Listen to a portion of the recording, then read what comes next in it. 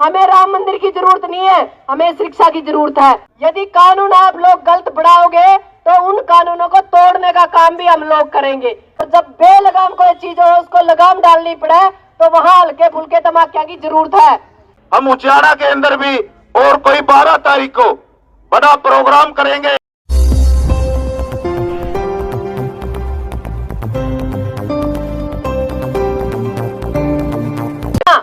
यदि हमने सीधे आते या सरकार नहीं देगी आके तो कुछ तो करना पड़ेगा। हमने सिर्फ आंदोलन करने का तरीका बदला है, एक हल्का सा तरीका बदला है, पूरा देश में बवाल हो रहा है। तो आप जो संसद और विधानसभा के अंदर जो लोग बैठे हैं उनको हिदायत है, कानून बनाने के लिए आप लोग भेजे हो तो कानून हमारे लिए बनाओ, ना कि हमारे खिलाफ।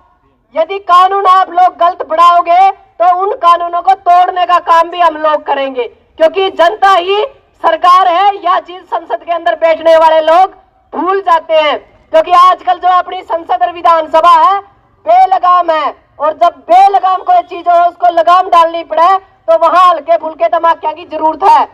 उस बेटी ने क्या इन बच्चों ने, इन साथियों ने एक ही झटका में ये बता दिया, ना देश सुरक्षित है ना संसद सुरक्षित है।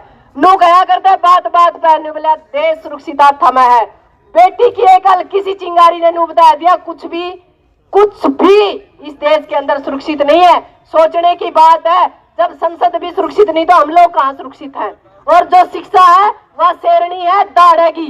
ये लोग मंदिर पे, मस्जिद पे, मंदिर के अंदर कमा निबला आजो आपने निबला विजिट करावांगे फ्री में। हमने मंदिरा की विजिट करने की जरूरत नहीं है भाई। हमने तो हमारे खेत खलियान, खेत घर गांव हमारे मंदिर हैं, हमने आडम्बरा की जरूरत नहीं है। हम तो मिट्टी के ही बने हुए और मिट्टी की ही पूजा करते हैं। हमें राम मंदिर की जरूरत नहीं है, हमें शिक्षा की जरूरत है, हमें सुरक्षा की जरूरत है, हमें आजादी की जरूरत है। जो भगत सिंह ने सपना देखा था, जो ये गैर बराबरी है इसको खत्म करना है, या आर्थिक दूसरी लड़ाई है, इसको हम लोग लड़ेंगे। और मेरी आप लोगों से निवेदन है कि हम जहां भी बैठे इन लोगों का प्रचार करें जो हमारे विपक्ष है। हमने यह प्रचार करना, हम क्रांतिकारी हैं, और यदि सीधी आंगली का घी नहीं निकला तो टेढ़ी करने जाना है। तभी इस सरकार का समझ में आवेगी कि हाँ आज भी ये अम्बेडकरवादी है। हम संविधान को बचाने की कोशिश कर रहे हैं, हम लास्ट लोग हैं जो लड़ रहे हैं और इस संविधान को बचा पाएंगे। वरना अगली जो हमारी नस्लें हैं वो तो ट्विटर फोन के अंदर हैं, उन लोगों को नहीं पता देश के अंदर क्या हो रहा है। तो हम दोबारा से आप लोगों का बहुत बहुत धन्यवाद करते हैं कि आप हमारे कर्मस्थली पे आए और इस आवाज को बुलंद किया। और जो नीलम की माँ है, हम सबसे पहले तो उसका धन्यवाद करा कि चाहे तो भगत सिंह की माँ हुई थी और चाहे आज नीलम की माँ है।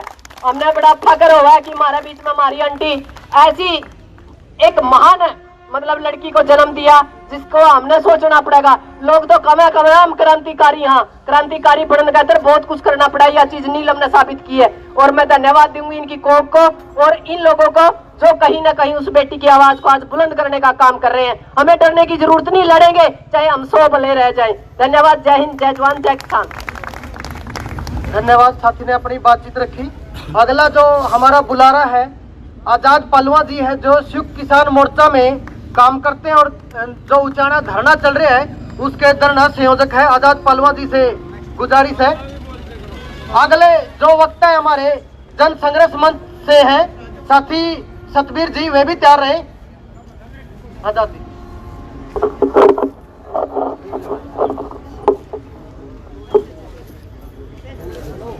आज का इस धरना प्रदर्शन पर पहुंचे परम आदरणीय मास्टर बलबीर सिंह जी, राज्य प्रधान किसान सभा, भाई अजय सिंह, एकता उग्रा के महासचिव मास्टर बलजीत सिंह जी, सभी आदरणीय बुजुर्गों, नौजवान साथियों और विशेषकर हमारे बीच में पहुंची नीलम आजाद की माता जी सरस्वती जी व मातृशक्ति साथियों, आज हम सब ने इकट्ठा क्यों होना पड़ा कि सरकार की जो तानाशाही बढ़ रही थी, युवाओं को रोजगार नहीं मिल रहा था और किसान मजदूर की समस्याओं को नहीं सुना जा रहा था। इस चीज की पीड़ा हमारे कुछ नौजवान साथियों को हुई, जो हमारा उचाना धरने पर और नरवाना धरने पर, चाहे वो खटखट ट्रोल की बात हो, चाहे महिला खिलाड़ियों के आंदोलन की बात हो, नीलम आजाद ने बढ़ चढ़कर हमारे साथ कंधे से कंधा मिलाकर उस लड़ाई को लड़ने का काम किया और उस पीड़ा से दुखी होकर उन्होंने संसद के ऊपर उसके खिलाफ आवाज बुलंद करने का काम किया। तो सरकार ने उन बच्चों को यूएपीए एक्ट के तहत, जो बड़ा संगीन एक्ट है साथियों, मैं बताना चाहूंगा कि कम से कम उस एक्ट में उम्र कैद की सजा है और ज्यादा से ज्यादा फांसी की सजा। फांसी से ऊपर कुछ नहीं होता। इसलिए इन युवाओं ने कोई गलत काम नहीं किया। हम बिल्कुल भी इस बात का खंडन करते हैं। उनका काम इस सोई हुई सरकार को जगाने का था, न कि कोई दंगा फसाद फैलाने का। कोई मंशा गलत नहीं थी, किसी को हताहत करने की मंशा नहीं थी, ना उन पर कोई रिवॉल्वर था, ना कोई बम था। सिर्फ एक धुआं छोड़ा है और धुआं छोड़कर अपने आवाज को बुलंद करने का काम किया है। तो इतना बड़ा संगीन एक्ट लगाना सरकार की विफलता का कारण है, क्योंकि सरकार इस देश में आवाज को दबाना चाहती है। हम लगातार आंदोलनरत है। 13 महीने हमारा दिल्ली के अंदर आंदोलन चला।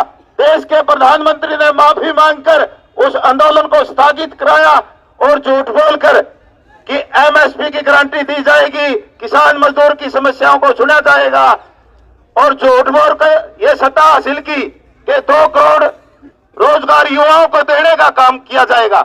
लेकिन बेरोजगारी का आलम देखा, आज युवा जाग चुका है और जिस प्रकार के ये अब प्रचार चल रहा है और जिस प्रकार की घटनाएं घट रही है, ये आगे भी इसी प्रकार से घटेगी अगर सरकारों ने इन चीजों पर अंकुश नहीं लगाया, अगर छात्राओं के लिए रोजगार का प्रबंध नहीं किया।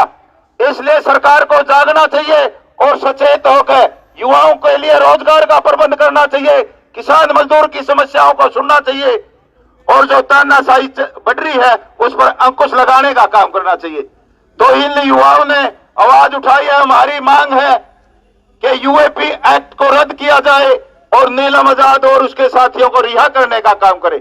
हम शांतिपूर्वक तरीके से सरकार के कानों में इन आवाज को पहुंचाना चाहते हैं। इसलिए सरकार को चेत जाना चाहिए और समझ जाना चाहिए, वरना ही हम इस आंदोलन को तेज करने का भी काम करेंगे। इसी प्रकार से आके हम उचाना के अंदर भी और कोई 12 तारीख को बड़ा प्रोग्राम करेंगे, क्योंकि 12 तारीख को हमारे उचाना के अंदर जो आंदोलन चल रहा है, धरना प्रदर्शन चल रहा है, 13 महीने हो जाएंगे और नरवाना के अंदर तो 1.5 साल से भी ज्यादा चल रहा है। अगर बात करें कि सरकार जब सीधे तरीके से नहीं मानती, क्योंकि कुछ साथी कहते हैं कि ये कोई तरीका नहीं था। भाई तरीका तो जब हताश और युवा क्या करेगा, जब सीधे तरीके से हमारी कोई बात नहीं सुनी जाती। मैं पूछता हूं कि 1.5 साल से नरवाना धरने की कौन सी बात सुन ली? 13 महीने से उचाना में चल रहा है, भाई उसकी कौन सी बात चल रही?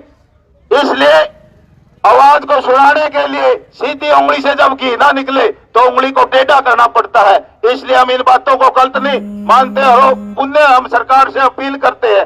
मीडिया के साथियों को भी जरूर कहना चाहेंगे कि मीडिया कई बार खबरें तो दिखाता है लेकिन तरोड़ मरोड़ कर दिखाता है। मीडिया को भी सरकार से सवाल जवाब पूछने चाहिए। भाई जब देश का प्रधानमंत्री झूठ बोलकर सत्ता हथियार लेता है तो रोजगार का क्यों नहीं प्रबंध करता? किसान मजदूरों की समस्या क्यों नहीं सुनी जाती? जो तानाशाही चल रही है उसमें कुछ क्यों नहीं लगाया जाता? इसलिए आज के दिन समय कम है, मैं ज्यादा बात नहीं रखूंगा। मैं सिर्फ एक बात कह के अपनी वाणी को विराम दूंगा कि जब जब जुल्म जुल्म करेगा सत्ता के गलियारों से, चप्पा चप्पा गूंज उठेगा इंकलाब के नारों से। इंकलाब शौक किसान मोर्चा नीलम आजाद हुए साथियों को